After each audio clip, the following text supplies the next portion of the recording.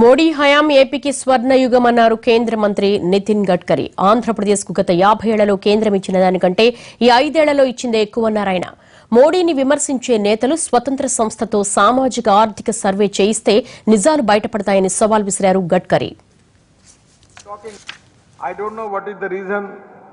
There may be because of some political reason. The people who are getting the advantage, previously who were our alliance partner, they are always talking negative about the Modi ji and our government. I just request them, you can make a socio-economic audit and make a socio-economic impact study of these 5 years from any independent agency, and let's just take it, whatever the last 50 years the people of Andhra Pradesh in the district what they are getting, and compare with the whatever the good facility, good programs, irrigation, infrastructure, power, industrial development, health services, education, whatever the given by the central government, just let us compare it.